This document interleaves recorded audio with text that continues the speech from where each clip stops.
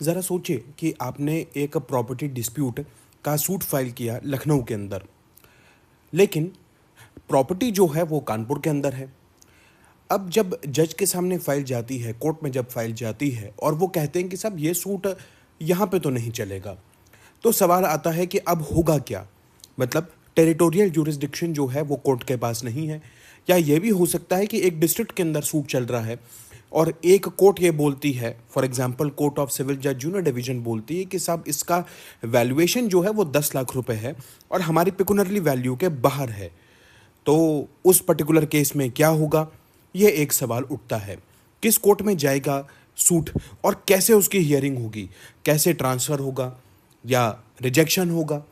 ये भी तो हो सकता है कि सूट रिजेक्ट हो जाए, सूट डिसमिस किया जाए। अब बहुत तरीके के इसमें प्रश्न होते हैं। अब इन्हीं प्रश्नों का सल्यूशन लेकर ये वीडियो आपके सामने है। चलिए दोस्तों, आज अपन बात करेंगे ऑर्डर 7 रूल 10 सीपीसी को समझते हैं कैसे। ज़ीरो से समझते हैं, जो हमारी सीरीज़ है सीपीसी को समझिए ज़ीरो से। देखिए, आगे बढ़ने से पहले मैं एक चीज़ आपको बहुत अच्छे से बता दूं कि जब भी प्लेंट होती है, जो प्लेंट होती है वो हमेशा रिजेक्ट होती है। प्लेंट हमेशा रिजेक्शन के, मतलब जब भी आप टर्मिनोलॉजी यूज़ करेंगे तो प्लेंट हमेशा रिजेक्ट होगी। और डिसमिसल के लिए जब आप टर्मिनोलॉजी करेंगे तो सूट जो होगा वो डिसमिस होगा। मतलब मैं आपको एक जनरल रूल इस तरीके से बता रहा हूँ कि प्लेंट हमेशा रिजेक्ट होगी, प्लेंट कभी डिसमिस नहीं होती और सूट कभी रिजेक्ट नहीं होता। सूट हमेशा डिसमिस होता है क्योंकि ये on the basis of merits होता है और प्लेंट में हम मेरिट्स को नहीं देखते हैं। प्लेंट्स जो होता है वो normal on the basis of averment of the plaint rejection होता है। तो अब हमारा जो टॉपिक ऑफ डिस्कशन है आज, वो है रिटर्न ऑफ प्लेंट। देखिए, रिटर्न ऑफ प्लेंट आपने अगर थोड़ा बहुत भी सीपीसी पढ़ा है तो order 7 rule 10, order 7 rule 10 A and B, ये आपने देखा होगा, पढ़ा होगा, समझा होगा। बट अब बहुत सारे इसमें सवाल होते हैं कि अगर आप रिटर्न ऑफ प्लेंट की बात कर रहे हैं तो रिटर्न ऑफ प्लेंट से मतलब क्या है कि प्लेंट आपने लौटा दी। फिर एक सवाल आता है कि साहब जो कोर्ट फीस दिया है वो कोर्ट फीस कैसे वापस जाएगी। क्योंकि आप ये देखिए कि जैसे ही ए ने बी के खिलाफ सूट फाइल किया किसी कोर्ट के अंदर, तो साथ में नेसेसरी कोर्ट फीस भी अटैच करके दी उसने कोर्ट नंबर 1 में। कोर्ट नंबर 1 के अंदर उसने नेसेसरी कोर्ट फीस भी अटैच करके दी।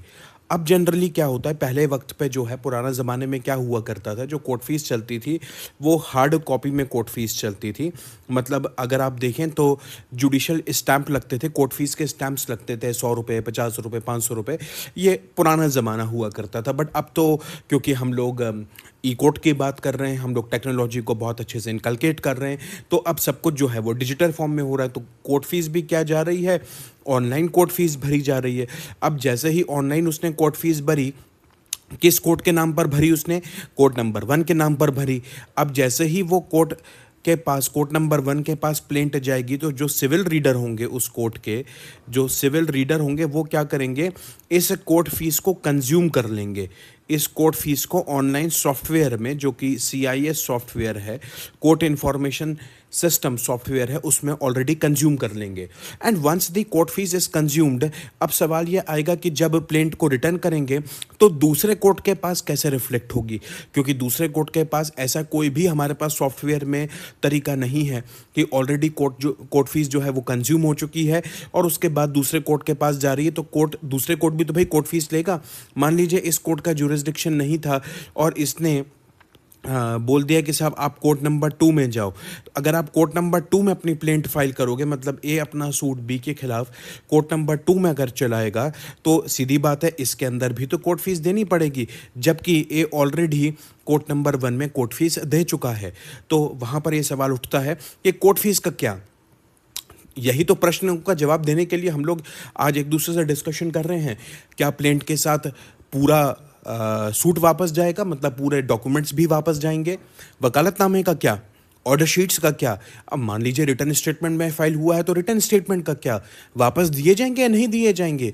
और इसी बीच के अंदर अगर आपने प्लेंट को रिटर्न कर दिया और प्लेंट को रिटर्न करने के बाद कोर्ट नंबर 2 के अंदर अगर प्लेंटिफ सूट फाइल करता है और प्लेंटिफ सूट फाइल करता है, बट इसने यहाँ जो प्लेंट फाइल करी थी और यहाँ जो प्लेंट फाइल करी, इस बीच में प्लेंटिफ ने खुद अमेंडमेंट कर दिया, बिना किसी कोर्ट की अनुमति के खुद प्लेंट के अंदर अमेंडमेंट कर दिया, क्या वो ये कर सकता है?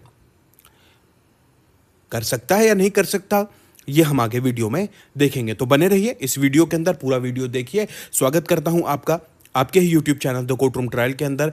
चल रही है सीपीसी की सीरीज। आज बात कर रहे हैं ऑर्डर 7 रूल 10 सीपीसी के बारे में। चलिए शुरू करते हैं।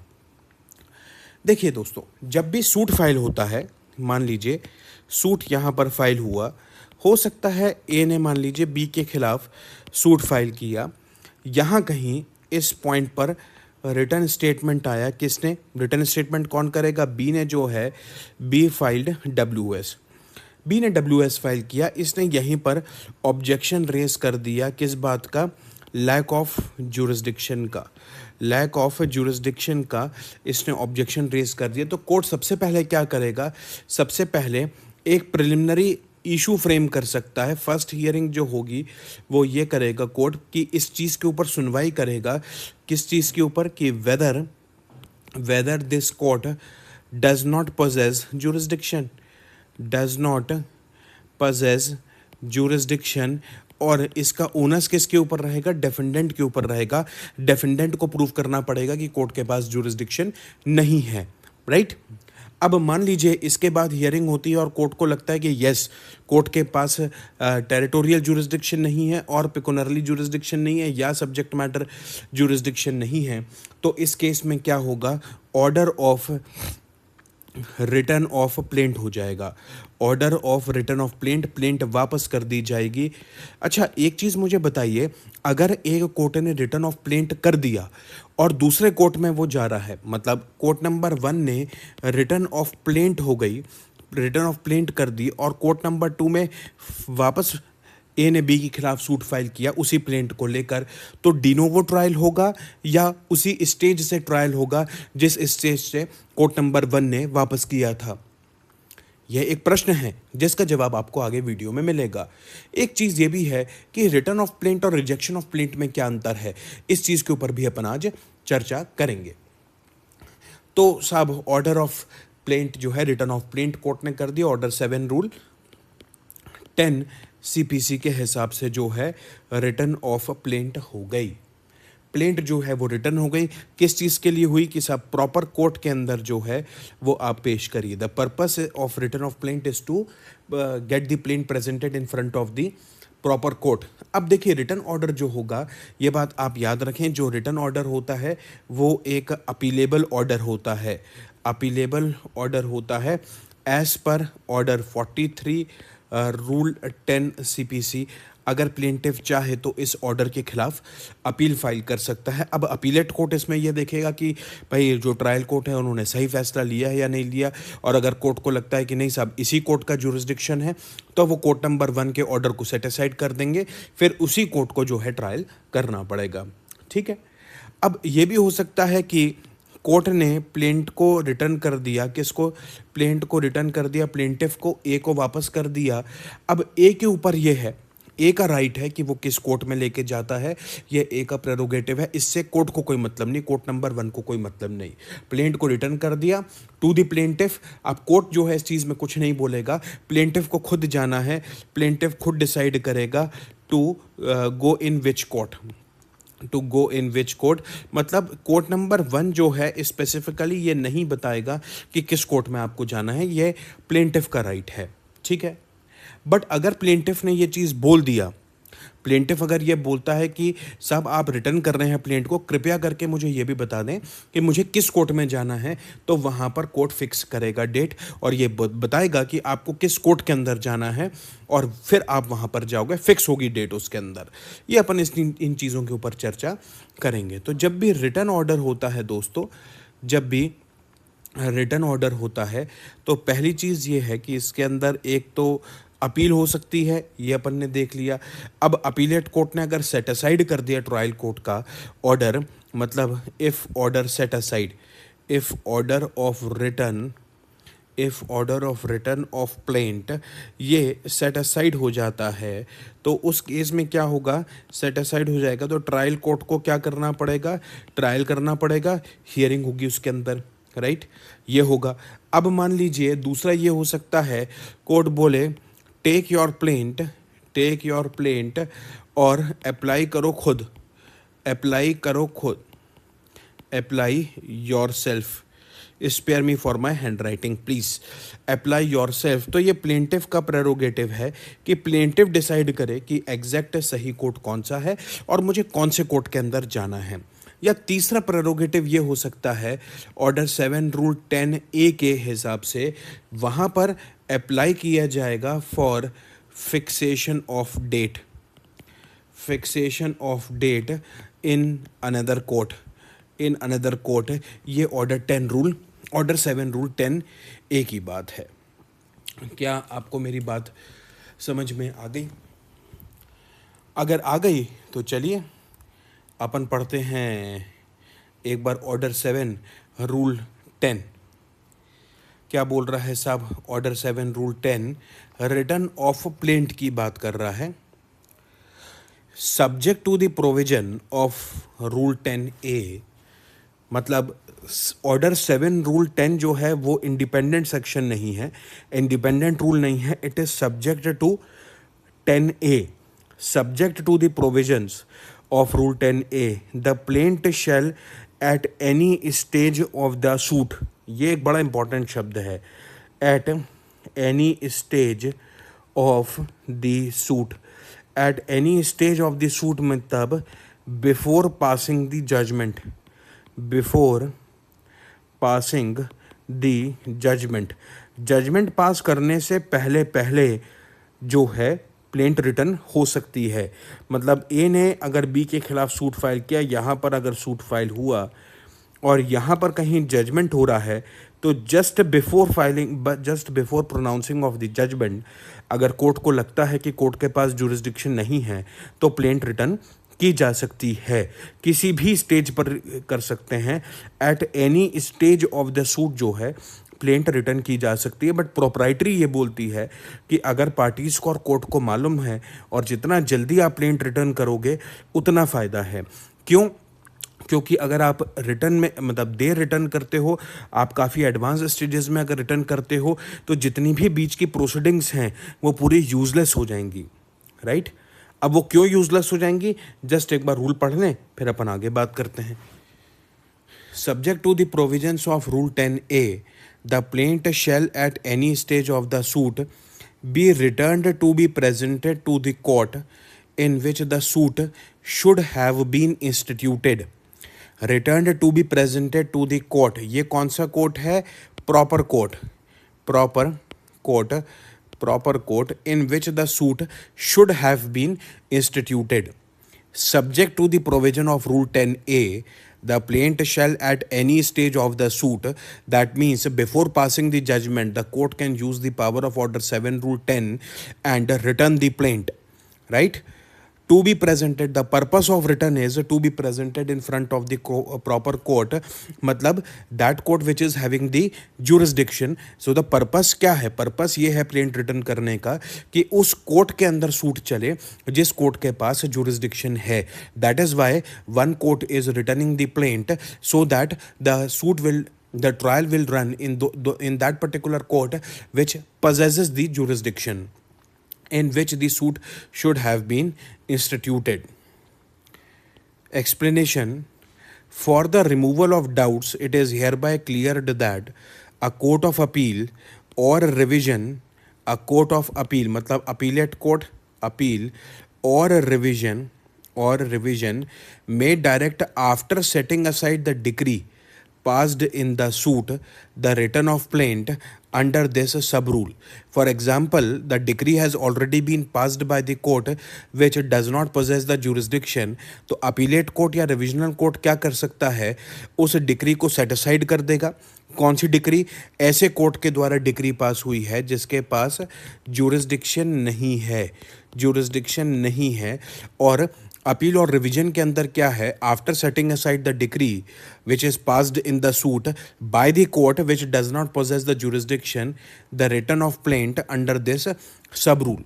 सो अपीलेट ज्यूरिसडिक्शन में भी जो अपीलेट कोर्ट है वो प्लेंट को रिटर्न कर सकता है, या रिविजनल ज्यूरिसडिक्शन के अंदर भी जो है कोर्ट जो प्लेंट है वो रिटर्न कर सकता है। कोर्ट जो प्लेंट रिटर्न करेगा, इसका मतलब ये है कि कौन कौन से कोर्ट प्लेंट रिटर्न कर सकते हैं। एक तो ट्रायल कोर्ट कर सकता है, ऑर्डर 7 रूल 10 सब रूल 1 के हिसाब से ट्रायल कोर्ट कर सकता है। दूसरा कौन कर सकता है? अपीलेट कोर्ट भी जो है अपना प्लेंट को रिटर्न कर सकता है। और तीसरा ये है, अगर रिवीजन में आप जा रहे हो, रिवीजन के अंदर जा रहे हो, तो रिविजनल कोर्ट भी जो है वो प्लेंट को रिटर्न कर सकता है। देखिए, ट्रायल कोर्ट तो क्या होगा भाई? सिविल जज, senior division, junior division, additional district जज और डिस्ट्रिक्ट जज का कोर्ट। अपीलेट कोर्ट क्या होगा? फॉर एग्जांपल अभी हमने डिस्कस किया कि ऑर्डर 7 रूल 10 का जो ऑर्डर है that is an appealable order under order 43 rule 10 के अंदर अपीलेबल ऑर्डर है। So if the return is made by the trial court, suppose civil जज, जूनियर डिवीजन और सीनियर डिवीजन, सो इस केस में अपीलेट कोर्ट कौन सा हो जाएगा? एडिशनल डिस्ट्रिक्ट जज का कोर्ट जो है that would be the court of appellate jurisdiction. और अगर आप रिवीजन में जाते हो तो यू नो दैट कि सिविल केसेस में जो रिवीजन होता है वो सिर्फ हाई कोर्ट के अंदर रिवीजन होता है। तो अगर सिविल जज, senior division, junior division, ADJ किसी ने भी अगर रिटर्न ऑर्डर किया है ऑर्डर 7 रूल 10 की पावर्स इन्वोक करते हुए, so the revision will be directly in front of the high court. इसलिए अपीलेट कोर्ट हो सकता है दूसरा हो, और कभी कभी रिविजनल कोर्ट भी दूसरा हो सकता है। तो ऑर्डर 7 रूल 10 की पावर्स कौन कौन इस्तेमाल कर सकता है? Trial court can use the power of the return of plaint, as well as the appellate court can also return the plaint, as well as the revisional court can also return the plaint. So 3 categories of the courts are mentioned which can return the plaint, right? Procedure on return of the plaint. On returning a plaint, the judge shall, ये mandatory procedure है, a judge shall engross thereon the date of its presentation and return, the name of the party presenting it and a brief statement of the reasons for returning it। ये बड़ा most important rule है, in practice बहुत important rule बन जाता है order 7 rule 10 का sub rule 2। On returning a plaint the जज shall endorse there on the date on its presenting and return, मतलब प्रेजेंटेशन की डेट कि किस दिन सूट फाइल हुआ, किस दिन प्लेंट फाइल हुई, उस दिन की डेट लिखेंगे। रिटर्न की डेट लिखेंगे, जिस पार्टी ने प्लेंट प्रेजेंट करी है उसका एंड्रोजमेंट होगा, और ब्रीफ स्टेटमेंट मेंशन किया जाएगा कि आखिर क्यों रिटर्न ऑफ प्लेंट किया जा रहा है। अब इसको अपन बहुत डिटेल में समझते हैं।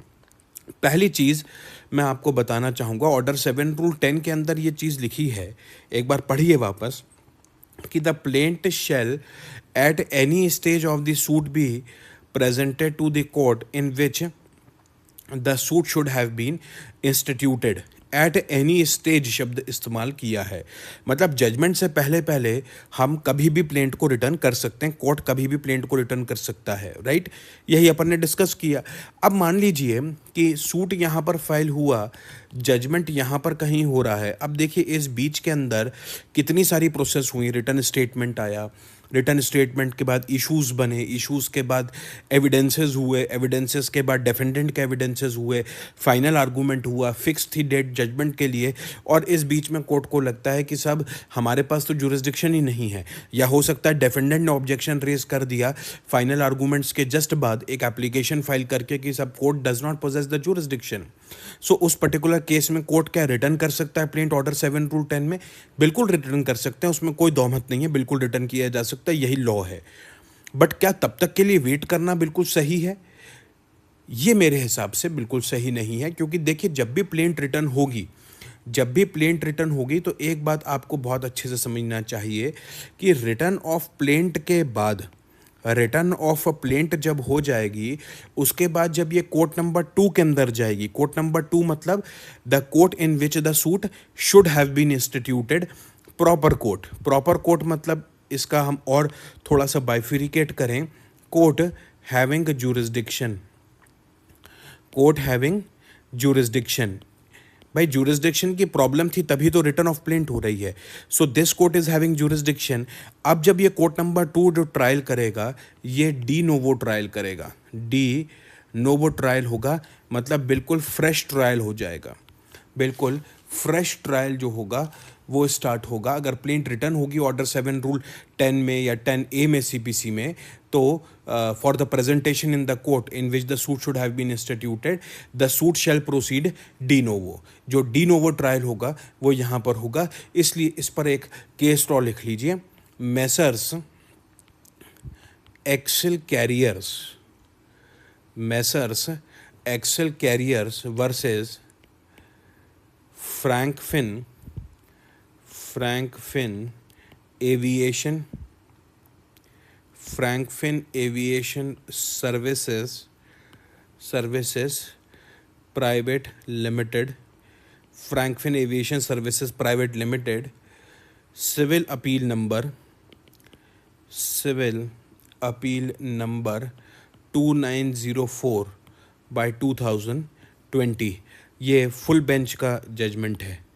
फुल बेंच का है. फुल बेंच मतलब 3 जजेस बेंच का ये जजमेंट है 2020 का. फ्रैंकफिन एविएशन मतलब जो एयर होस्टेस वाली फ्रैंकफिन है ना, ये वो वाला Frankfinn aviation services private limited के बीच में है कि अगर रिटर्न ऑफ प्लेंट होगा तो जिस कोर्ट में जाएगा मतलब कोर्ट हैविंग जुरिस्डिक्शन वो डी नोवो ट्रायल करेगा, फ्रेश ट्रायल होगा. तो अब आप देखिए, मैं आपको वही चीज़ बोल रहा था कि जस्ट अगर जजमेंट पास करने से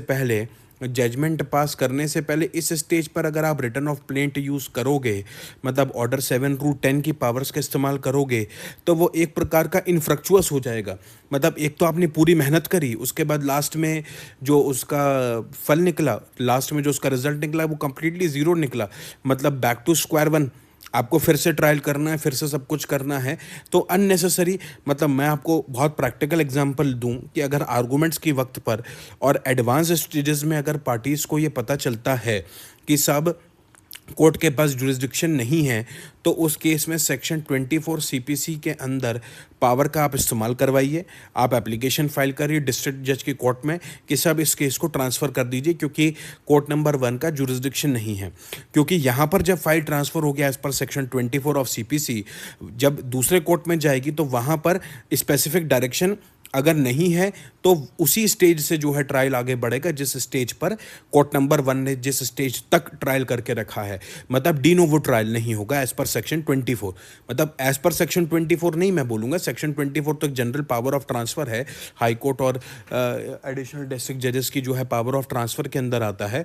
बट अब जजमेंट से पहले अगर आप ट्रांसफ़र करवाओगे तो वो बेस्ट रहेगा. आपकी पूरी जो मेहनत होगी वो ख़राब नहीं होगी. नहीं तो ये चीज़ है कि अगर आपने ऑर्डर 7 रूल 10 के अंदर प्लेंट रिटर्न कर दी तो बैक टू स्क्वायर वन पूरी चीज़ें जो हैं वो ख़राब हो जाएंगी. पूरे ऑर्डर्स जो हैं वो मतलब एक प्रकार का सब कुछ डी नोवो प्रोसीडिंग्स चालू हो जाएंगी.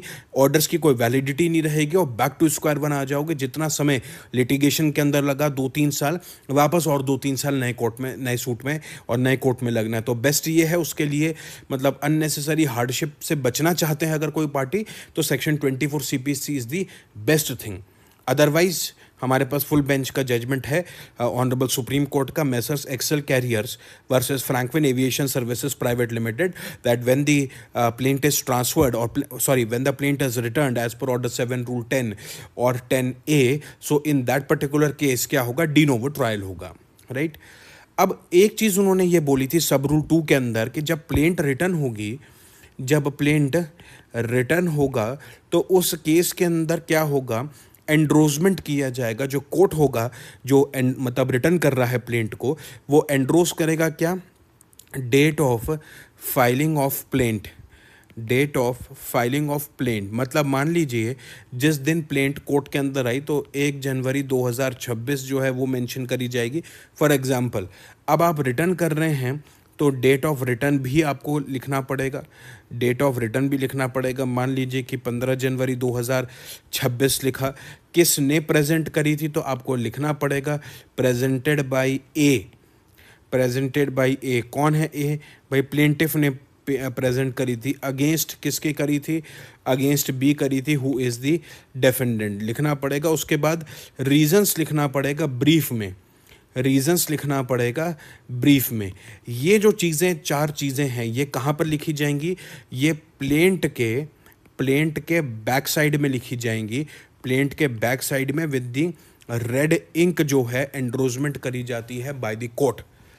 ये आपको कोई नहीं बताएगा दोस्तों, इसलिए बोल रहा हूँ, चैनल को सब्सक्राइब करिए इस टाइप की जानकारी के लिए। ये प्लेंट के बैक में लिखी जाती है, एंडोर्समेंट पूरा प्लेंट के बैक में किया जाता है with the red ink by the presiding officer और बाय द प्रिसाइडिंग जजेस। आपको अपना ऑर्डर तो पास करना है सेपरेटली, ऑर्डर शीट के अंदर ऑर्डर पास होगा, कोर्ट ऑर्डर करेगा, ऑर्डर 7 रूट 10 का 10A 10B what ever the case में भी उसका स्पेसिफिक ऑर्डर होगा ऑर्डर शीट के अंदर। उसके अलावा जब आप प्लेंट वापस करोगे, जब कोर्ट प्लेंट वापस करेगी तो एंडोर्समेंट यहाँ पर मेंशन करती है विद द रेड इंक, और वहाँ पर ब्रीफ में अपने रीजंस लिखती है कि भाई किन कारणों की वजह से प्लेंट रिटर्न की जा रही है। ब्रीफ में 3 या 4 लाइन के अंदर लिख रहे हैं कि भाई due to the lack of the jurisdiction, lack of the territorial jurisdiction, या due to the lack of pecuniary jurisdiction.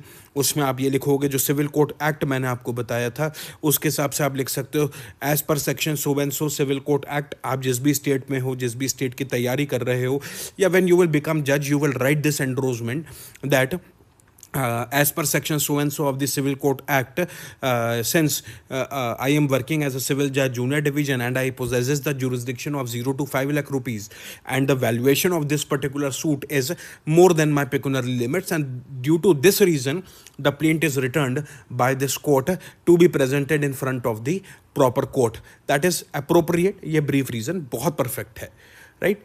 अब मान लीजिए कि फॉर एग्जाम्पल अगर आपने ऑर्डर 7 रूल 10 के सब रूल 2 का ये एंडोर्समेंट नहीं लगाया, ऑर्डर 7 रूल 10 सब रूल 2 CPC का ये एंडोर्समेंट अगर फॉर एग्जांपल नहीं अगर ये इम्पोज करते, तो क्या जो एरर होगी वो रूट पर हिट करेगी, मतलब जो प्रोसीडिंग है वो पूरी विशिएट हो जाएगी? नहीं। रिटर्न ऑफ प्लेंट अगर आप करते हैं without the endorsement as per the provision is merely a irregularity. अगर आपने नहीं करा है विदाउट एंडोर्समेंट, अगर आप रिटर्न करते हैं प्लेंट को कोर्ट करके, तो it is just an technical irregularity, proceedings vitiate नहीं होंगी, राइट।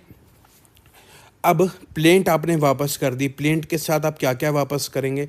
प्लेंट के साथ साथ वकालतनामा भी वापस होगा। वकालत स्पेलिंग क्या है? वकालत, एक मिनट, वकालतनामा भी आपको वापस करना पड़ेगा। अब मैंने आपको बोला था कि कोर्ट फीस क्या करेंगे। अब कोर्ट फीस अगर हार्ड कॉपी में है तो आप चलिए वापस कर देंगे, बट अगर सॉफ्ट कॉपी मतलब डिजिटल कोर्ट फीस है तो आप क्या करेंगे? उस केस में आप एक सर्टिफिकेट जनरेट करके देंगे, सर्टिफिकेट देंगे प्लेंटिफ को, सर्टिफिकेट आप देंगे प्लेंटिफ को, कोर्ट देगा कि साहब प्लेंटिफ ने इस तरीके की, मान लीजिए 5,000 रुपये की कोर्ट फीस इस कोर्ट के अंदर दी है, which is being consumed by the civil reader in the CIS। ये आप सर्टिफाई करेंगे to whomsoever concern, 3-4 line का एक सर्टिफिकेट आप ड्रॉ करके देंगे कि वो प्लेंटिफ उस सर्टिफिकेट के साथ जो है नए कोर्ट के अंदर अपना सूट फाइल करेगा, जिससे वो सर्टिफिकेट एक प्रकार की कोर्ट फीस मानी जाएगी। अब मान लीजिए हार्ड कॉपी के अंदर भी अगर आप देते हैं तो हार्ड कॉपी क्या आती है, जैसे ही हार्ड कॉपी आएगी उसके ऊपर भी मतलब जो कोर्ट फीस होती है हार्ड कॉपी के ऊपर जो है उसको भी यूज़ कर लिया जाता है। सिविल रीडर उस पर सील लगा देते हैं, कैंसल्ड की सील लग जाती है। अब क्योंकि भाई आप बार बार कोर्ट फीस थोड़ी यूज़ कर सकते हो, एक बार आपने किसी एक केस के अंदर कोर्ट फीस करी, that is being consumed by the court, तो अगर हार्ड कॉपी में भी यूज़ होती है तो कैंसिल हो जाती है, वो पहले ही कैंसिल कर लेते हैं सिविल रीडर। तो वहाँ पर भी कोर्ट जो है सर्टिफिकेट जनरेट करके देते हैं कि सब आप इसको जो है ले जाइए और ये सर्टिफिकेट उस कोर्ट के अंदर दे दीजिएगा, तो वहाँ पर ये काम करेगा, ठीक। तो ये अपनी कोर्ट फीस की भी बात रही। अच्छा, अब एक आपसे मैं सवाल पूछता हूँ, मान लीजिए अभी मैंने 10A और 10B नहीं देखा because it is just a mayor reading, बहुत कुछ उसमें है नहीं, बेयर एक्ट की रीडिंग कर लेंगे, it is more than sufficient, we will discuss that. मान लीजिए कि एक प्लेंट फाइल हुई और प्लेंटिफ ने 4 रिलीफ क्लेम किए। अब उन 4 रिलीफ के अंदर सपोज 3 रिलीफ जो है तीन रिलीफ की हियरिंग के का जुरिस्डिक्शन कोर्ट वन को था। कोर्ट वन जो है वो तीन रिलीफ का हियरिंग कर सकता था, उसका जुरिस्डिक्शन था। बट जो रिलीफ नंबर 4 था उसका जुरिस्डिक्शन उस कोर्ट को नहीं था। तो अब सवाल ये उठता है कि क्या प्लेंट को आप रिटर्न करेंगे पीस मिल में, कि मतलब भाई तीन रिलीफ तो हम दे सकते हैं, तो साहब जब तीन रिलीफ हम दे सकते हैं तो उसके अंदर जो है तीन का हम हियरिंग कर लेते हैं, बाकी एक ही हियरिंग के लिए हम प्लेंट लौटा देते हैं। बिल्कुल नहीं, ऐसा नहीं होगा। बिट्स एंड पीसेस के अंदर कभी सुनवाई नहीं होगी, आपको पूरा का पूरा प्लेंट ही रिटर्न करनी पड़ेगी। भले ही आप तीन रिलीफ जो है उसकी सुनवाई आप करने के लिए सक्षम थे, आपके पास तीन रिलीफ का जो है जुरिस्डिक्शन था, बट उससे कोई फ़र्क नहीं पड़ेगा क्योंकि रिलीफ 4 के एंटरटेनमेंट की आपके पास जुरिस्डिक्शन नहीं था। उस केस में जो है आपको कंप्लीट प्लेंट रिटर्न जो है वो करनी पड़ेगी, पूरी प्लेंट जो है वो रिटर्न होगी। आप बिट्स एंड पीसेस के अंदर जो है वो रिटर्न नहीं कर सकते। एक चीज़ और याद रखिए कि जब प्लेंट रिटर्न होती है, ये सब आप लिखते जाइएगा अपनी जॉटिंग्स में, तो जितना भी इंटरिम रिलीफ जो कोर्ट ने पास किया था, क्योंकि जैसे ही प्लेंट रिटर्न हुई, जो इंटरिम ऑर्डर कोर्ट ने, मतलब फॉर्मर कोर्ट ने, ऐसा कोर्ट जिसका पास जुरिस्डिक्शन नहीं है, राइट, तो उस पर्टिकुलर केस में क्या है, an interim relief whatever the order passed by the former court that comes to an end, वो पूरी तरीके से एंड हो जाएगा, उसके पास कोई पावर नहीं रहेगी दैट, बिकॉज अब दूसरे कोर्ट में जाएगा तो डी नोवो ट्रायल होगा। अब जब डी नोवो ट्रायल होगा तो पुराने जितने भी इंटरिम ऑर्डर्स हैं वो सब इंटरिम ऑर्डर्स जो हैं वो नलिफाइड हो जाएंगे, that comes to an end, right. तो जो अपन ये बात कर रहे थे कि proceedings before the proper court, मतलब court number 2 should start de novo, और प्रॉपर कोर्ट जो है that can not start the proceeding from the stage the former court returned the plaint, it has to start from the stage of the presentation of the plaint। मतलब proper court को तो पूरा नए सिरे से सब कुछ चालू करना पड़ेगा, उसके लिए तो ऐसे ही वो मानेगा कि नया सूट फाइल हुआ है। इसके ऊपर अभी अपन ने मैसर्स ये वाला केस देखा, Messrs Excel carriers versus Frankfinn Aviation का फुल बेंच का जजमेंट है, और इसी के ऊपर एक और केस है, पहले भी मैंने आपको बताया था, लिखना चाहें तो लिख लें, हर्षद चिमनलाल मोदी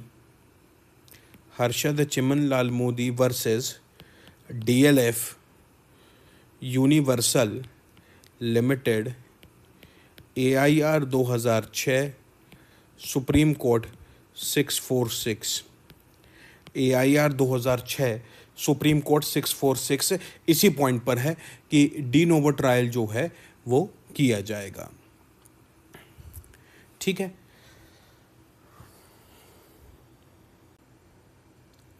चलिए अब इतना तो अपन ने रिटर्न ऑफ प्लेंट के बारे में जान लिया। बहुत सारी इश्यूज अपन ने डिस्कस कर ली हैं रिटर्न ऑफ प्लेंट के रिस्पेक्ट में, क्योंकि एक बहुत एग्जॉस्टिव टॉपिक है, बहुत इंपॉर्टेंट टॉपिक है, मेंस के पॉइंट ऑफ व्यू से बहुत इंपॉर्टेंट टॉपिक है। तो अपन ने अभी तक क्या देखा कि रिटर्न ऑफ प्लेंट क्यों होगा, क्योंकि कोर्ट के पास जुरिस्डिक्शन नहीं है। किस स्टेज पर हो सकता है, किसी भी स्टेज पर हो सकता है, जजमेंट पास करने से पहले किसी भी स्टेज पर कर सकते हैं। जो कोर्ट रिटर्न करेगी प्लेंट को, वो एंड्रोजमेंट कैसे लगाएगी, सब रूल 2 के अंदर लिखा हुआ है क्या क्या एंड्रोजमेंट लगाएगा, वो भी हमने बता दिया कि डेट ऑफ प्रेजेंटेशन, रिटर्न किसने प्रेजेंट किया है, कारण क्या था, ब्रीफ क्या था, back side of the plaint में लगेगा विद द रेड इंक लगता है, जनरली डिपेंड करता है, स्टेट टू स्टेट वेरी करेगा ये चीज़। उसके बाद जिस कोर्ट के पास जाएगा, मतलब कोर्ट नंबर 2, मतलब that court in which the suit should have been instituted, मतलब proper court, the court which is having the jurisdiction, वो डी नोवो ट्रायल करेगा। कौन कौन से डॉक्यूमेंट्स वापस होंगे ट्रायल प्लेंट के साथ, उस पर भी अपन ने डिस्कशन किया कि साहब प्लेंट जाएगा, वकालतनामा जाएगा, कोर्ट फीस जाएगी, ये सब चीज़ें जाएंगी।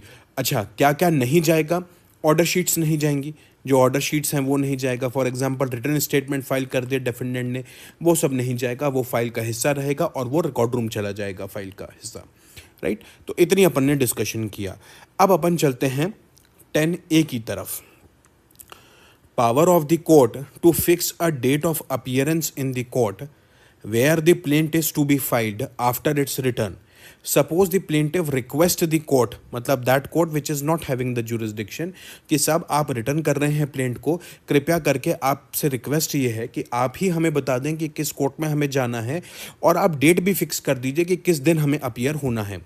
उससे फ़ायदा ये होगा प्लेंटिफ का कि डेफेंडेंट को फिर से उसको सम्मन्स नहीं भेजने होंगे, क्योंकि जब कोर्ट फिक्स कर देगी डेट तो प्लेंटिफ को भी डेट के बारे में जानकारी होगी, डेफेंडेंट को भी जानकारी होगी, तो फिर से सम्मन्स कर भेजने की जो प्रोसेस है उससे बहुत कुछ प्लेंटिफ बच सकता है। और इसलिए 10A एक इंपॉर्टेंट रूल बन जाता है for the plaintiff. Where in any suit after the defendant has appeared, ये सिर्फ उसी जगह पर यूज़ होगा जहां पर डेफेंडेंट अपीयर हो चुका है। सपोज डेफेंडेंट अपीयर नहीं हुआ है तो उस केस में रूल 10A का कोई यूज़ ही नहीं है। उसको नए कोर्ट में, मतलब that court which is having jurisdiction, उस कोर्ट में जाकर फिर से उसको सम्मन्स भेजना ही पड़ेगा, क्योंकि अभी भी वैसे भी कोर्ट नंबर 1 में, देखिए मैं बार बार कोर्ट 1 और कोर्ट 2 रेफर कर रहा हूँ। कोर्ट 1 वो है जिसका जुरिसडिक्शन नहीं है, कोर्ट 2 वो है जिसका जुरिसडिक्शन है, मतलब प्लेंट रिटर्न होने के बाद कोर्ट 2 में फाइल होना चाहिए था। तो for the sake of reference मैं बार बार कोर्ट 1 और कोर्ट 2 बोलूँगा, तो आप उससे समझ जाइएगा।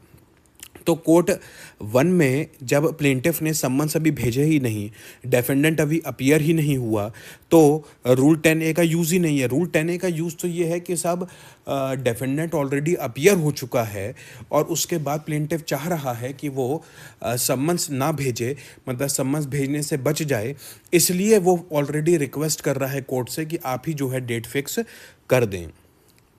So, where in any suit after the defendant has appeared, the court is of the opinion that the plaint should be returned, it shall, before doing so, intimate its decision to the plaintiff. Intimate its decision to the plaintiff. सबसे पहले अपना decision बताएंगे कि हाँ साहब इसमें हम plaint को रिटर्न कर रहे हैं, right? Where an intimation is given to the plaintiff under subrule 1, the plaintiff may make an application to the court. अब देखिए, ऑर्डर 7 रूल 10 की एक अलग एप्लीकेशन है, ऑर्डर 7 रूल 10A की एक अलग एप्लीकेशन आएगी सब रूल 2 की, जिसमें प्लेंटिव रिक्वेस्ट करेगा, क्योंकि आपने जैसे ही कोर्ट ने उसको इंटीमेट किया, यहाँ पर उस कोर्ट ने इंटीमेट कर दिया कि सब प्लेंट जो है वो रिटर्न हो रही है। अब इंटीमेट करने के बाद की जो प्रोसेस है वो रूल 2 और आगे के जो है सबसीडिंग रूल्स के अंदर आती है। So where an intimation is given to the plaintiff under sub rule 1, the plaintiff may make an application to the court. Plaintiff may शब्द यूज़ किया है, मैंडेटरी नहीं है। अगर प्लेंटिफ चाहता है तो वो ये प्रोसेस को यूज़ कर सकता है, नहीं चाहता तो प्लेंट पकड़िए, आप अपने कोर्ट जाइए, जिस कोर्ट में आपको सूट फाइल करना है आप जाइए, हमारा कोई लेना देना नहीं है। बट आप अगर दरखास्त देते हैं, प्लेंटिफ कोई एप्लीकेशन देता है, तब उस पर अपन बात करेंगे। तो क्या दे सकता है application plaintiff? Specifying the court in which he proposes to present the plaint after its return. Specifying the court in which he proposes to present the plaint after its return, praying that the court may fix a date for the appearance of the parties in the said court. Parties मतलब both plaintiff and defendant. Praying that the court may fix a date for the appearance of the parties in the said court, and requesting that the notice of the date so fixed may be given to him and to the defendant. Requesting that the notice of the date so fixed may be given to him and to the defendant.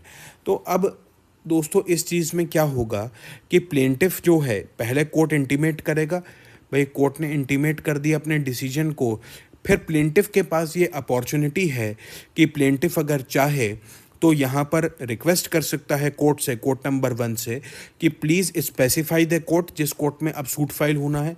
दूसरा, court number 1 ही date fix कर दे कि किस दिन हम court number 2 के अंदर appear होंगे, और इस चीज़ का notice, requesting that the notice of the date so fixed may be given to him and to the defendant. भाई मुझे दो ना दो, बट डिफेंडेंट को देना बड़ा ज़रूरी है। वो तो दोनों को ही डेट का नोटिस देना पड़ेगा, बट स्पेसिफाई भी करिए डेट और नोटिस भी दे दीजिए डेट का। मतलब डेफेंडेंट को आप बता भी दीजिए, डेफेंडेंट के आप नॉलेज में भी दे दीजिए कि साहब आपको सो एंड सो डेट पर कोर्ट नंबर 2 के सामने अपीयर होना है, जिससे वापस मुझे प्लेंटिफ को फिर से सम्मन्स जारी करने की आवश्यकता ना पड़े। क्या मेरी बात क्लियर है? अगर कोई डाउट है तो प्लीज़ कमेंट में लिखिए, मैं उसको सॉल्व करूँगा। देखिए दोस्तों, मैं आपको बताऊं, मेरे पढ़ाने का तरीका बहुत सीरियस और ओरिएंटेड मैं पढ़ाने का प्रयास कर रहा हूं।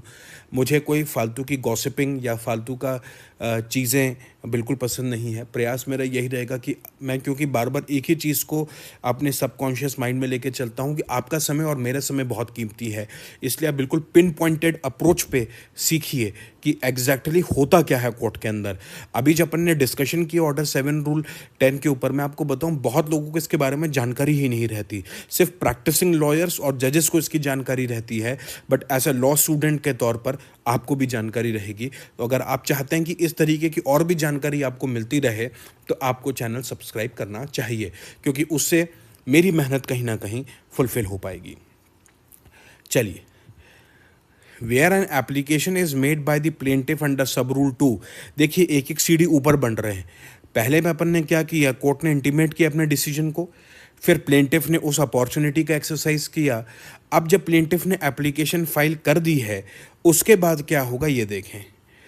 ये सब रूल 3 में आ रहा है, where an application is made by the plaintiff under sub rule 2, the court shall, before returning the plaint and notwithstanding the order for return of plaint was made by it on the ground that it has no jurisdiction to try the suit। अब court क्या करेगी, fix a date for the appearance of the parties, मतलब plaintiff and defendant, in the court in which the plaint is proposed to be presented, मतलब court number 2। तो sub rule 3 is the duty of the court. Fix a date for the appearance of the parties in the court in which the plaint is proposed to be presented, and give to the plaintiff and to the defendant notice of such date for appearance। Give the plaintiff and to the defendant notice of such date for the appearance। So if the application is filed by the plaintiff under sub rule 2, then as per sub rule 3 court क्या करेगी, date fix करेगी। भाई इस दिन जो है plaintiff को, defendant को अपीयर होना है कोर्ट नंबर 2 के सामने, और इस चीज़ का नोटिस जो है प्लेंटिफ को भी दिया जाएगा और डिफेंडेंट को भी दिया जाएगा। किस तरीके से नोटिस देंगे भाई, ऐसा ज़रूरी नहीं है कि एक रिटर्न फॉर्म में एक पैटर्न फॉर्मल नोटिस दें। प्लेंटिफ को कोर्ट में बुलवाकर, डिफेंडेंट को कोर्ट में बुलवाकर ऑर्डर शीट में ही साइन करवा लेंगे, और उस पर ऑर्डर शीट में ही जो डिफेंडेंट के वकील साहब हैं और प्लेंटिफ के वकील साहब हैं उसको नोटेड कर लेंगे। दैट मीन्स दोनों को ही ये नोटिस हो गया। नोटिस का मतलब फॉर्मल नोटिस नहीं है। नोटिस का मतलब है that it must be in the knowledge of the plaintiff as well as it must be in the knowledge of the defendant. तो ऑर्डर आपने पढ़वा दिया, ऑर्डर पढ़वा कर आपने ऑर्डर शीट पे साइन करवा दिए, उस पर नोटेड लिखवा लिया। That means the date in which the plaintiff and the defendant are to appear in front of court number 2 have been given to the plaintiff as well as the defendant both। तो notice का मतलब ये है giving this fact in the knowledge of the plaintiff and the defendant. Formal notice नहीं है। Formal notice देना चाहें तो बिल्कुल दे सकते हैं, उसमें कोई समस्या नहीं है, but due to paucity of the time, समय बहुत कम रहता है, बहुत सारा काम रहता है कोर्ट को, बेस्ट अप्रोच कोर्ट ये करती है कि ऑर्डर शीट में साइन करवा लिए प्लेंटिफ के काउंसिल के और डिफेंडेंट के काउंसिल के, और वो नोटेड लिख देते हैं। That means it comes into the knowledge of the both the counsel, plaintiff और डिफेंडेंट के, that we have to appear in front of court number 2 on so and so date, right. और उस date पर जाकर जो plaintiff है, क्योंकि आपने प्लेंट तो रिटर्न कर ही दिया कोर्ट नंबर 1 ने, तो वो प्लेंटिफ और जो भी डॉक्यूमेंट्स है वो उनके सामने फाइल कर देंगे। अब सवाल ये होता है कि ऑर्डर 7 रूल 10, मतलब रिटर्न ऑफ प्लेंट और रिजेक्शन ऑफ प्लेंट के अंदर ऑर्डर 7 रूल 11 के अंदर क्या डिफरेंस होता है। एक बहुत मेजर डिफरेंस होता है। अब वो क्या होता है इसके लिए आगे अपन को देखना पड़ेगा, थोड़ा सा लिखा कहीं नहीं है, मैं आपको खुद बताऊंगा। चलिए, sub rule 4, where the notice of the date for appearance is given under sub rule 3, it shall not be necessary for the court in which the plaint is presented after its return मतलब court number 2 to serve the defendant with the summons for appearance in the suit unless that court मतलब court number 2 for reasons to be recorded otherwise directs for reasons to be recorded otherwise directs। तो इस particular case के अंदर वापस जो है summons देने की आवश्यकता नहीं है किसको, डेफेंडेंट को। ये कोर्ट नंबर 2 वापस उनको सम्मन्स नहीं देगी। The said notice shall be deemed to be the summons because notice had already been given.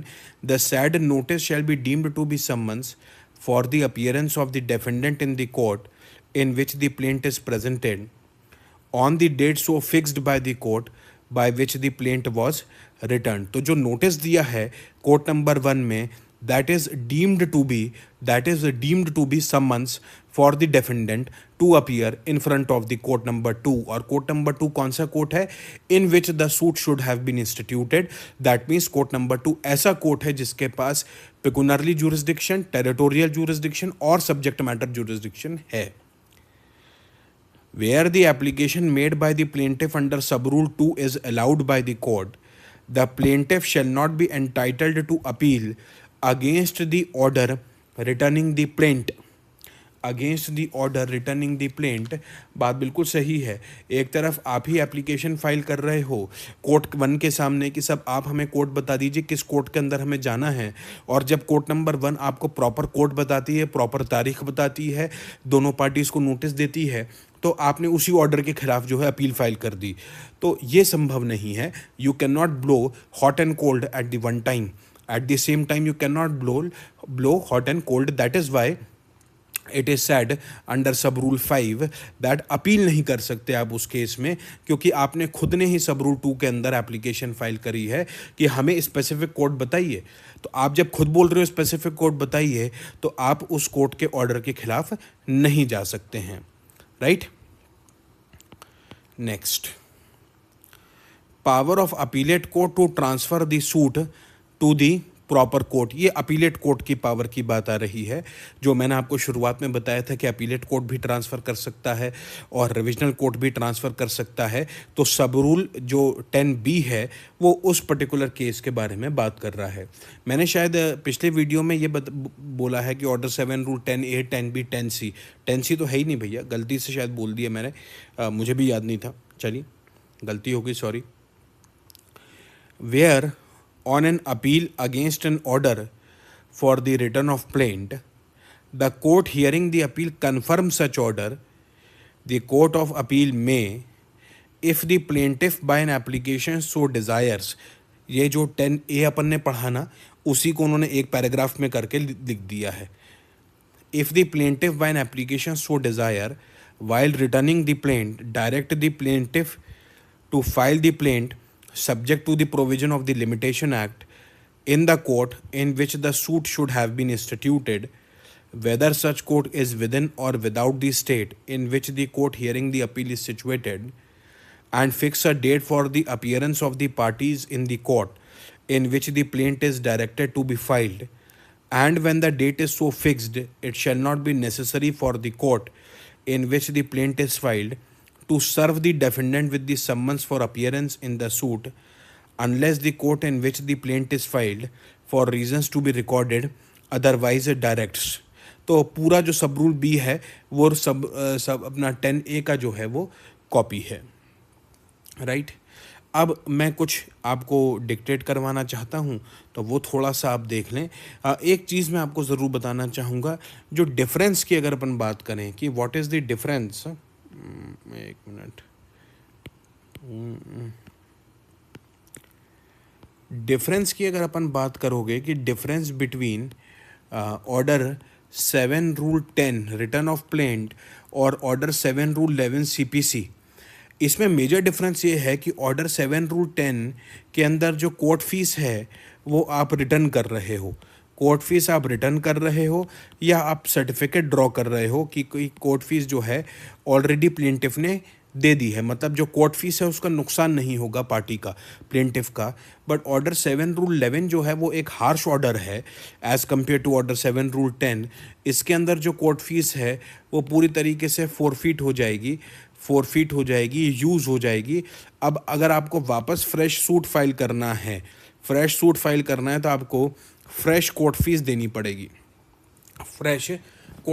पड़ेगी, ये एक मेजर डिफरेंस है ऑर्डर 7 रूल 10 और ऑर्डर 7 रूल 11 के अंदर। रिजेक्शन ऑफ प्लेंट अपन आगे पढ़ेंगे, बट मैं आपको इस स्टेज पर दोनों के बीच का डिफरेंस बता रहा हूँ कि 7-10 के अंदर कोर्ट फीस जो है वो ख़राब नहीं होती, बट 7-11 के अंदर जो है कोर्ट फीस पूरी तरीके से ख़राब हो जाती है। ठीक है, अब देखिए प्लेंट को थोड़ा सा कंक्लूडिंग अपन एक बार देख लें। वैसे मेरे हिसाब से पैराग्राफ नहीं भी लिखवाऊंगा तो आप खुद अपने नोट्स बना लेंगे। मैं कंक्लूजन के तौर पर कुछ लाइनें पढ़ता हूँ, आप उसको ध्यान से सुनिएगा, कुछ नया आएगा तो अपन उसमें देखते हैं। देखिए प्लेंट जब भी रिटर्न होती है तो आपको ये समझ में आ गया कि प्लेंट जो रिटर्न होती है वो क्यों होती है। भाई प्लेंट रिटर्न होने का सिर्फ एक ही कारण है, that is lack of jurisdiction.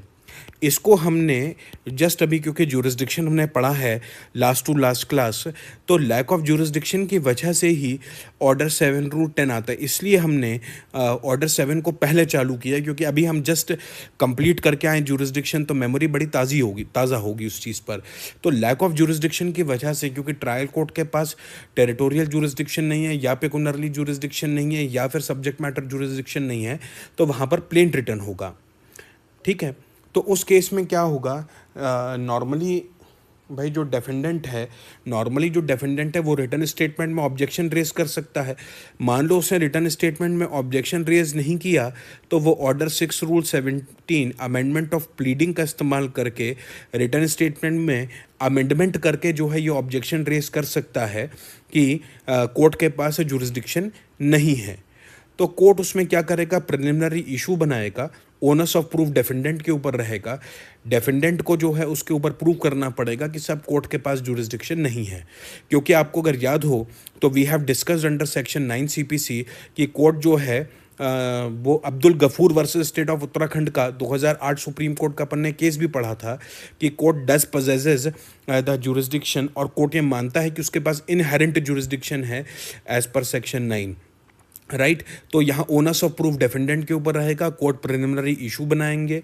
अब प्रिलिमिनरी इशू कैसे बनता है, प्रिलिमिनरी इशू पे हियरिंग कैसे होती है, इसके लिए आपको थोड़ा सा पेशेंस रखना पड़ेगा। हम लोग जब ऑर्डर 14 पढ़ेंगे, ऑर्डर 14 काफ़ी एडवांस स्टेजेस में पढ़ेंगे, मतलब काफ़ी आगे आने वाली क्लासेस में शायद 10-15 क्लास के बाद ऑर्डर 14 पढ़ेंगे, 10 क्लास के बाद तो ऑर्डर 14 आएगा। तब हम ये देखेंगे कि प्रिलिमिनरी इश्यूज़ पे हियरिंग कैसे होती है, तब उसको मैं आपको बहुत डिटेल्ड में समझाऊंगा कि प्रिलिमिनरी इश्यूज़ कैसे बनते हैं और क्यों उनकी पहले हियरिंग होती है दूसरे इश्यूज़ बनने से पहले। तो उस पर अपन ज़्यादा चर्चा करेंगे, अभी उस पर समय ख़राब नहीं करते, नहीं तो ऑल टुगेदर अपना टॉपिक से ही डेविएट कर जाएंगे अपन। तो वहाँ पर प्रिलिमिनरी इशू कोर्ट बनाएगा और उसके बाद उस पर हियरिंग करेगा, और कोर्ट को उसके बाद अगर लगता है कि that the court does not possess the jurisdiction, तो फिर ऑर्डर 7 रूल 10 के हिसाब से प्लेंट रिटर्न हो जाएगी। अब प्लेंट जब रिटर्न होगी उसके बाद क्या उसके कंसिक्वेंसेस होंगे, वो अपन ने अभी डिस्कस किया ऑर्डर 7 रूल 10A के अंदर और 10B के अंदर अपन ने बात करी। भाई पहला तो ये है कि प्लेंटिफ को आपने प्लेंट दे दी कि भाई आप प्लेंट ले जाइए, आप अपनी जहां आपकी इच्छा हो उस कोर्ट में आप जाके, मतलब उस कोर्ट का नो डाउट जुरिस्डिक्शन होना चाहिए, ये आप ले जाइए, आपका सरदर्द है, हम इसमें कोई ऑर्डर नहीं करते। तो प्रॉपर कोर्ट जो है वो प्लेंटिफ को खुद डिसाइड करना पड़ेगा what court will be the proper court. दूसरा क्या कर सकता है प्लेंटिफ जो है वो रिटर्न जब ऑर्डर करेगा कोर्ट, तो कोर्ट इंटीमेट करेगा, तो वहीं पर ऑर्डर 7 रूल 10A के सब रूल 2 के हिसाब से वो एक एप्लीकेशन फाइल कर सकता है कि साहब रिक्वेस्ट करेगा कोर्ट नंबर 1 से कि आप ही स्पेसिफाई कर दो कि किस कोर्ट के अंदर हमें अपीयर होना है, और उस कोर्ट के अंदर हम अपीयर हो जाएंगे, और इस चीज़ का नोटिस जो है डिफेंडेंट को भी आप दे दीजिए। 10A उसी केस में लगेगा, मतलब ऑर्डर 7 रूल 10A CPC उसी केस में लगेगा कि अगर डिफेंडेंट अपीयर हो चुका है तो। अगर डिफेंडेंट अपीयर नहीं हुआ है तो उस केस में जो है भाई प्लेंटिफ को प्लेंट दे दी जाएगी, प्लेंटिफ जाने, प्लेंटिफ प्रॉपर कोर्ट के अंदर खुद सूट फाइल करे। बट एक बार अगर डिफेंडेंट अपीयर हो चुका है तो 10A के सब रूल 2 के हिसाब से प्लेंटिफ एप्लीकेशन फाइल करेगा, कोर्ट उस पर हियरिंग करेगा, और कोर्ट बोलेगा कि साहब आप सो एंड सो डेट के अंदर प्लेंटिफ और डिफेंडेंट दोनों अपीयर हो जाएं, और उसके बाद फिर जो कोर्ट नंबर 2 है उसको वापस सम्मन्स देने की आवश्यकता नहीं है। बट इस केस में अगर कोर्ट ऑर्डर करता है, मतलब अगर प्लेंटिफ एप्लीकेशन फाइल करता है, तो ऑर्डर 7 रूल 10A के सब रूल 5 के हिसाब से फिर उसके खिलाफ अपील जो है वो प्लेंटिफ फाइल नहीं कर सकता, because you can not blow hot and cold at the same time. So plaintiff जो है, अगर मान लीजिए खुद प्लेंटिफ ये ऑर्डर 7 रूल 10A में नहीं जाता है, तो no doubt it is an appealable order. आप बिल्कुल अपील कर सकते हैं। ऑर्डर 43 के हिसाब से रिटर्न के खिलाफ आप अपील कर सकते हैं। फिर अपीलेट कोर्ट के पास जाएगा। अब अपीलेट कोर्ट डिसाइड करेगा कि जो कोर्ट ने, ट्रायल कोर्ट ने ऑर्डर किया रिटर्न का, वो सही है या गलत है। अगर सही है तो फिर अपीलेट जुरिस्डिक्शन में रिटर्न भी किया जा सकता है। अगर गलत है तो वापस केस रिमांड बैक हो जाएगा और वही कोर्ट, मतलब कोर्ट नंबर 1 जो है उसका हियरिंग करेगा, राइट। तो ये चीज़ अपन ने बात करी ऑर्डर 7 रूल 10 के बारे में। एक चीज़ मैं और थोड़ा सा आपको बताना चाहूँगा, वो चीज़ और देख लें फिर अपन कंक्लूड करें। एक चीज़ मैं आपको बताऊं,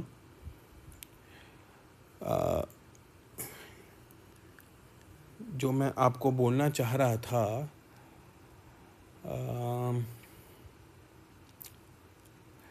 मान लीजिए ऑर्डर 6 रूल 17 सीपीसी की एक एप्लीकेशन फाइल करी।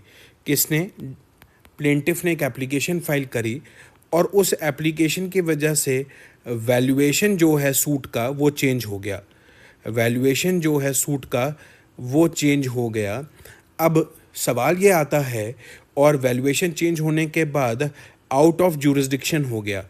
आउट ऑफ ज्यूरिसडिक्शन मतलब पिक्यूनरी लिमिट से बाहर चला गया, वैल्यूएशन हो गया। अब उस केस में एक प्रश्न आपसे ये है, तो जो कोर्ट रिटर्न कर रहा है, मतलब कोर्ट नंबर 1 जो प्लेंट रिटर्न कर रहा है, वो अमेंडमेंट एप्लीकेशन पहले डिसाइड करेगा उसके बाद रिटर्न करेगा, या रिटर्न करेगा और उसके बाद अमेंडमेंट एप्लीकेशन नया कोर्ट डिसाइड करेगा?